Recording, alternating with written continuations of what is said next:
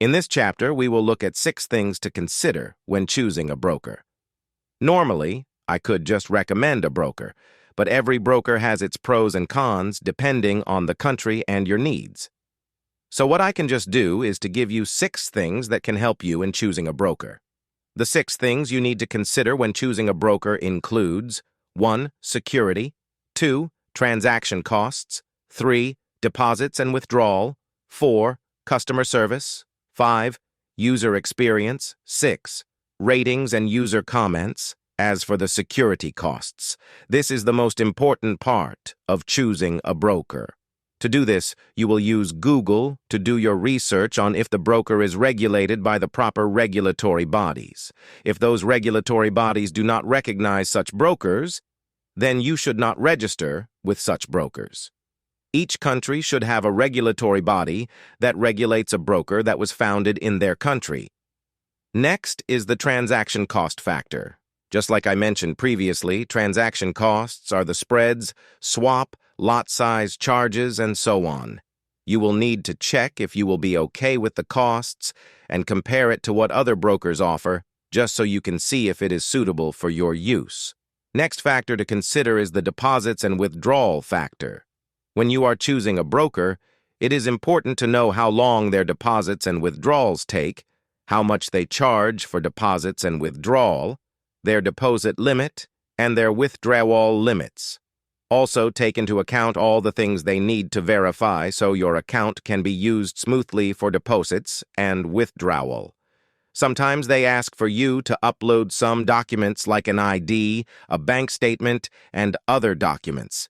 So it is important to check before using such a broker because some brokers can take your money when you deposit and withdrawing will become difficult because maybe the payment option is not available in your country. So make sure you do not forget to check for this. Next factor to consider is their customer service. I have seen some brokers that have terrible customer service and they will make you do a lot of hard work before you can reach them. I beg you to stay away from such brokers because if you eventually run into a problem with the broker, you will find yourself frustrated. So my advice is to always go online and do your research using Google to see what people say about their customer service. Many of these brokers have apps, so you can check the App Store and check out the reviews and ratings there too.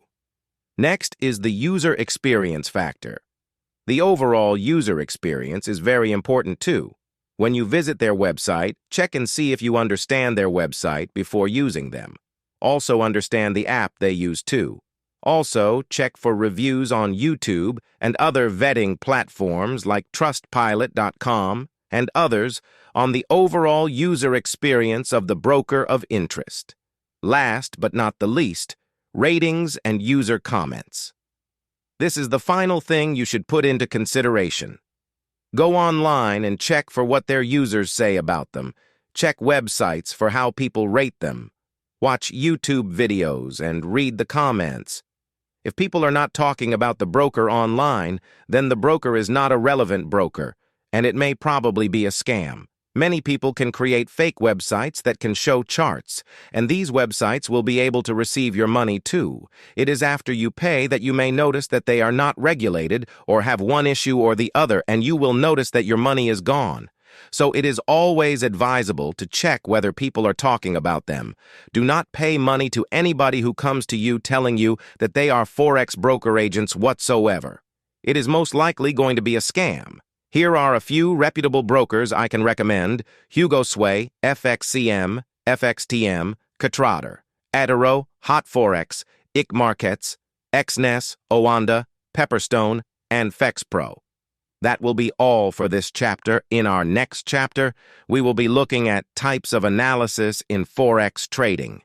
This can also apply to stocks and crypto trading, so stay tuned.